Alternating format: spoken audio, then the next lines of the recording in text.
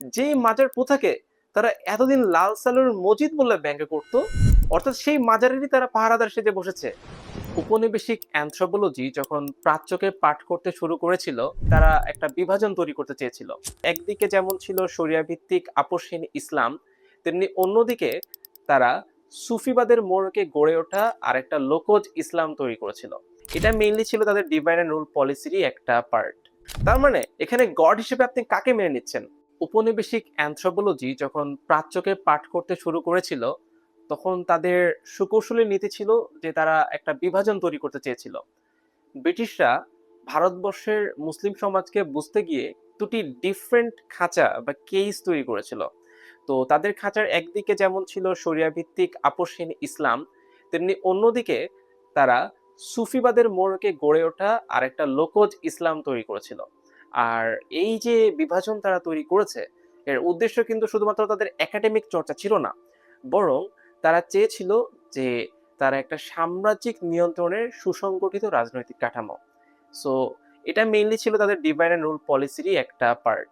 William Hunter তার the Indian মুসলমানস গ্রন্থে ফরায়েজি ও মুজাহিদ আন্দোলনের অনুসারীদের রাষ্ট্রের জন্য হুমকি হিসেবে চিহ্নিত করেছিলেন এবং তাদের জন্য অর্থাৎ ব্রিটিশদের অনুগত প্রজা তৈরির স্বার্থে তারা দরগাহ কেন্দ্রিক ধারার পৃষ্ঠপোষকতার পরামর্শ দিয়েছিলেন।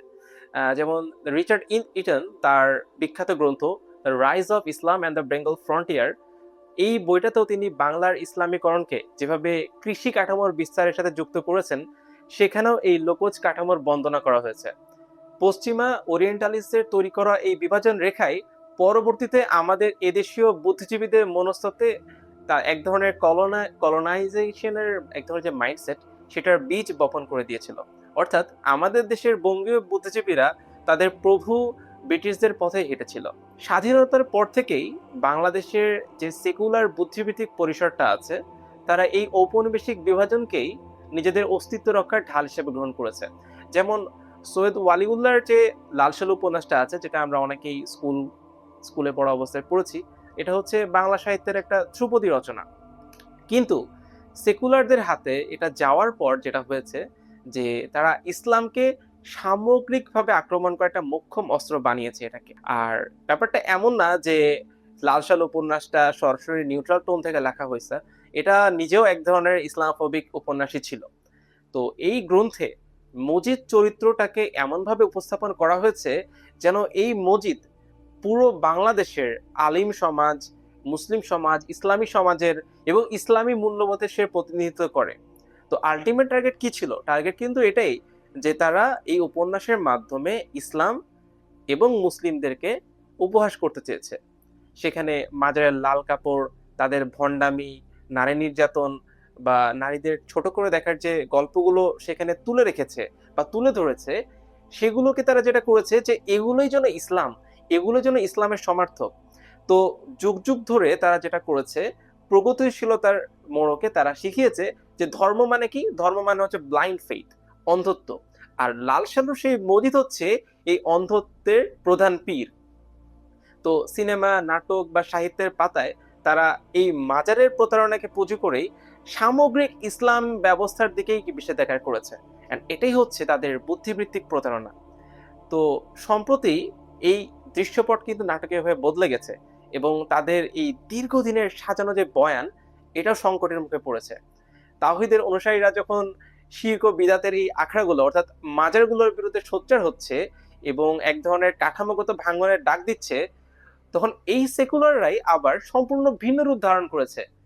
যেই মাজার প্রথাকে তারা এতদিন লাল সালুর মসজিদ বলে ব্যঙ্গ করত, এখন সেই মাজারকেই অর্থাৎ সেই মাজারেরই তারা পাহারাদার সেজে বসেছে। এক অদ্ভুত ভণ্ডামি বলা যায় এটাকে, তাই না? আচ্ছা, এই রাতারাতি এই মাজার বাংলার হাজার বছরের ঐতিহ্য হয়ে গেছে, আমাদের লোকজ সংস্কৃতির অবিচ্ছেদ্য অংশ হয়ে গেছে এবং বাংলার যে নিম্নবর্গের মানুষজন আছেন, তাদের যেন স্পিরিচুয়ালিটির জায়গা হয়ে উঠেছে এটা। আর আপনি যদি তাদের এই ডাবল স্ট্যান্ডার্ডটা বুঝতে চান, তাহলে আপনার খুব একটা একাডেমিক ডেপথের প্রয়োজন নাই, একাডেমিক নলেজের প্রয়োজন নাই। আপনি জাস্ট সেকুলার হিউম্যানিজম আর পোস্ট মডার্নিটি কিভাবে কাজ করে ওইটা খেয়াল করলে ইকুয়েশনটা বুঝতে পারবেন। যেমন গায়ত্রী চক্রবর্তী স্পিভাক কিংবা পার্থ চট্টোপাধ্যায়ের মতো যেসব সাব অল্টার্ন থিওরিস্টরা আছেন, তাদের যে তৈরি করা বয়ান আছে, এদের তৈরি করা বয়ান ধার করেই আমাদের আধুনিক যে বঙ্গীয় সেকুলাররা আছে, তারা মাজার তন্ত্রকে প্রান্তিক মানুষের প্রতিরোধ হিসেবে মহিমান্বিত করে তুলে ধরতেছে। তারা এক ধরনের নতুন মুখোশ পড়েছে। এই যে ডাবল স্ট্যান্ডার্ড, এটা দেখেন যে তারা যেটা করে, আপনি কুষ্টিয়ায় যে মাজারগুলো আছে সেখানে তারা গাঁজা খাওয়াটাকে সেই মাজারের বা এই সেখানকার যে লোকদের সংস্কৃতি বা সেখানকার সেটার অংশ হিসেবে তারা দেখাতে চায়। তো আমরা যখন তাদের গাঁজা খাওয়ার বিরোধিতা করি, তখন তারা বলে যে আমরা তাদের ধর্মীয় স্বাধীনতার বিরোধিতা করতেছি। কিন্তু তাদের যে ডাবল স্ট্যান্ডার্ডটা, আমরা যখন বলি যে হিজাব পরা নারীদের ধর্মীয় স্বাধীনতা বা হিজাব পরার স্বাধীনতা মুসলিম নারীদের রয়েছে, তখনই কিন্তু তারা তেলে বেগুনে জ্বলে ওঠে, এন্ড তারা এটাকে কোনোভাবেই মানতে চায় না। এইটা হচ্ছে বঙ্গীয় সেকুলারদের এক ধরনের ডাবল স্ট্যান্ডার্ড।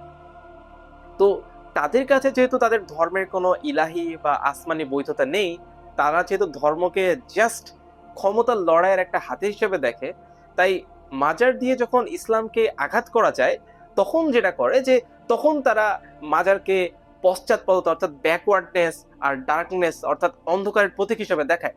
আবার শরিয়াপন্থীরা, ইসলামপন্থীরা, মুসলিমরা যখন সেই বিদাতের কারখানা মাজারগুলোর মূলোৎপাটন করতে যায়, তখন তাদের কাছে মাজার সাংস্কৃতিক প্রতিরোধের দুর্গ হয়ে যায়।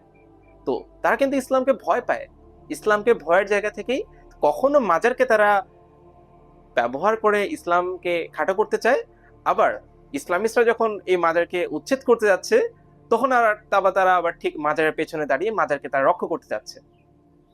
তো বাংলাদেশের আধুনিক বঙ্গ সমাজে ইসলাম বিরোধিতার একটা নির্দিষ্ট গ্রামার আছে, এবং এদের যে প্রগতির সংজ্ঞাটা আছে, এটা নির্ধারিত হয় পশ্চিমা লিবারাল ফ্রেমওয়ার্ক দিয়ে। এদের কাছে ধর্মতাত্ত্বিক বিশুদ্ধতা বা তাওহিদ এসবের কোনো মূল্য নাই, বরং তাওহিদের যে আপোষহীন রূপটা আছে, যে তাওহিদ কারোর সাথে আপোষ করে না, এটাই তাদের সেকুলার আধিপত্যের জন্য সবচেয়ে বড় হুমকি হয়ে দাঁড়াইছে। যেমন ফরাসি সমাজবিজ্ঞানী অলিভার রয় তার গ্লোবালিস্ট ইসলাম এই গ্রন্থে বলেছেন যে কিভাবে ইসলাম যে সেকুলার রাষ্ট্রযন্ত্র আছে, সে সবসময় একটা বাউন্ডারাইজ ইসলাম, একটা পরিমিত ইসলাম তৈরি করতে চায়, একটা মডারেট ইসলাম তৈরি করতে চায়, যেটা রাষ্ট্রের কাঠামোর জন্য কোনো বিপদের কারণ হবে না।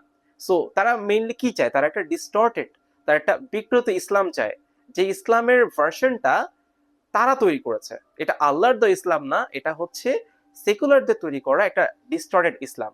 তো আপনারা অনেকেই কিন্তু তালাল আসাদের the formations of the secular বইয়ের নাম শুনেছেন। তো তালাল আসাদ তার বইয়ে খুব চমৎকারভাবে বিশ্লেষণ করে দেখিয়েছেন যে সেকুলারিজম ও কিভাবে তার ধর্মের একটা সীমানা তৈরি করে, কিভাবে ধর্মের বাউন্ডারি তৈরি করে দেয়। অর্থাৎ ধর্ম এই কাজগুলো করতে পারবে, ধর্ম আপনি নামাজ পড়তে পারবেন, আপনি রোজা রাখতে পারবেন, কিন্তু আপনি স্টেটের যে পলিসি মেকিং আছে সেই পলিসি মেকিং এ আপনি যেতে পারবেন না, রাষ্ট্র এটা আপনাকে অ্যালাউ করবে না। তো এখানে আসলে আপনি যে ধর্মটা পালন করছেন, সেই ধর্মের যে সীমারেখা, সেটা কিন্তু রাষ্ট্র পালন ঠিক করে দিচ্ছে। তো রাষ্ট্র আর তার যে বুদ্ধিবৃত্তিক দালালরা আছে, এরাই ঠিক করে দিচ্ছে যে জনপরিসরে ইসলামের কোন রূপটা গ্রহণযোগ্য হবে আর কোনটি বাতিল বলে গণ্য হবে। এখন আপনি যদি এই সেকুলার রাষ্ট্রের যদি বেধতার সীমানার ইসলাম পালন করেন, তাহলে এটা কি আদতেই আল্লাহর দেওয়া ইসলাম পালন করা হচ্ছে, নাকি সেকুলারিজম আপনাকে যতটুকু অ্যালাউ করতেছে আপনি সেটাই পালন করতেছেন? তার মানে এখানে গড হিসেবে আপনি কাকে মেনে নিচ্ছেন? আপনি কিন্তু আল্লাহকে মেনে নিচ্ছেন না। যদিও বাহ্যিকভাবে মনে হবে যে আপনি আল্লাহকে মেনে নিচ্ছেন, কিন্তু গড হিসেবে আপনি মেনে নিচ্ছেন সেকুলারিজমকে। কারণ আপনি তো সেকুলারিজমের ব্যতীত যে বাউন্ডারি, সেই বাউন্ডারির ভেতরেই থাকতে আপনি বাধ্য হচ্ছেন। তো বঙ্গীয় সেকুলারদের এই যে মাজার প্রীতি, সেটাও কিন্তু সেই পরিমিত একটা বাউন্ডারিজ ইসলাম নির্মাণেরই একটা মরিয়া প্রচেষ্টা। তারা সীমানা আঁকতে চায় যে কোন ইসলাম আপনি পালন করতে পারবেন। আপনি মাজারের ইসলাম পালন করেন, তাদের কোনো অসুবিধা নেই, কারণ এটা তাদের যে বিশ্বাস আছে, তাদের যে বিলিফ সিস্টেম আছে, সেটাকে তারা আঘাত করে না। তো তারা খুব ভালোভাবে জানে যে মাদার কেন্দ্রিক ইসলাম কখনো রাষ্ট্রের জুলুমের বিরুদ্ধে দাঁড়াবে না। দরগার যে খাদেমরা আছেন, এই দরগার খাদেমরাই শাসকদের বৈধতা দিবে। তারা সমাজ পরিবর্তনে কোনো রাজনৈতিক দাবি তুলবে না, এবং পুঁজিবাদী যে শোষণ আছে সেটার বিরুদ্ধে তারা নীরব থাকে। অন্যদিকে যে মানুষগুলো তাওহীদের ডাক দেয়, সরাসরি আল্লাহর অথরিটির কথা বলে, যারা মানুষের উপর মানুষের প্রভুত্বকে অস্বীকার করে, যারা তাওহীদে আপোষহীন, তাদেরকে এই সেকুলাররা কখনোই দেখতে পারে না। তো পুরো এই সমীকরণে ইকুয়েশনে যে মাজার বা লোকজ সংস্কৃতি আছে এটা কি তাদের কাছে আসলে মুখ্য বিষয় না। It's just a tool to them. তাদের একমাত্র লক্ষ্য হচ্ছে যে প্রজন্ম তাওহীদের ভিত্তিতে গড়ে উঠেছে, অর্থাৎ যারা আজাদি চায়, যারা মুক্তি চায়, এমন একটা রাজনৈতিক সত্তা উত্থানকে তারা যে কোনো মূল্যে প্রতিহত করতে চায়। আজকে তারা মাজারের পক্ষে দাঁড়াচ্ছে, কালকে তারা নিজেদের স্বার্থে অন্য কোনো বিদআতের পক্ষে ঢাল ধরবে এবং চলতে থাকবে। তো আল্লাহর দেওয়া যে হিদায়াত আছে, যে নুসরাত আছে, এই দুয়ের সমন্বয়ে যে সমাজ গঠনটা কোরআন দিয়েছে, সেই পথ থেকে দেশে সরাতে সেকুলারদের এই ধোঁয়াশা আসলে কতটা কার্যকর হবে? এই উত্তরটা খোঁজার দায়িত্ব আপনারই। আসসালামু আলাইকুম রহমতুল্লাহ।